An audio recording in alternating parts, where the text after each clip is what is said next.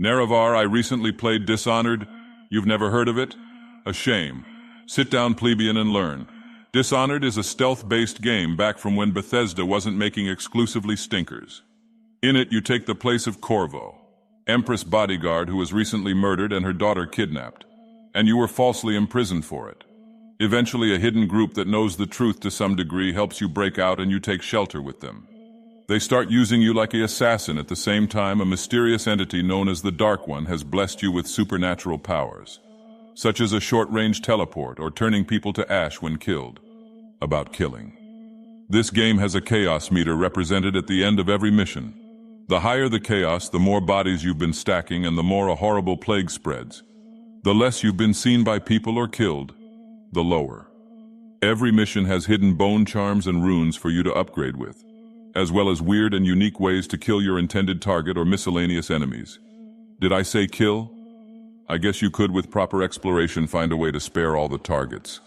But some of them are genuinely awful people, like the two men who have the Empress daughter, Emily. They keep her in their brothel, and from context clues I'm led to believe have abused her. Anyways, when you hit a pivotal point in the story where your name could be cleared and Emily put on the throne, the group you worked with turn on you. And the people they worked with, they killed the ones who couldn't escape like dogs. Innocent lives taken over their own desire to rule. They thought you were dead, but you're motherfucking Corvo, bitch, and Corvo don't take no shit from pansies. You awoke and determined to bring misery, even if they weren't there to hand out missions. Only one goal mattered: rescue Emily at all cost.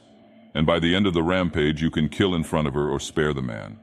But all your choices leading up to that moment shape Emily and her style of ruling. A low chaos run that didn't spread the plague has a kinder Emily that pulls the kingdom through the hardship. But with high chaos spreading the blessings of Dagoth, I meant plague. She is cruel and ruthless dictator, executing people, sick or not, to curb the plague. 9 out of 10 story. The gameplay loop is pretty fun, but on harder difficulties the NPC have ridiculous detection skills. The weapons aren't that favorable for a non-killing run, but it's manageable. The actual bone charm system was nice, and while I forgot most of them existed for my run, a high chaos run could make great use of them. The runes were also a good way to make the player explore for their upgrades, but they also didn't have many non-lethal skills. So 7 out of 10 gameplay would play every 2 or so years.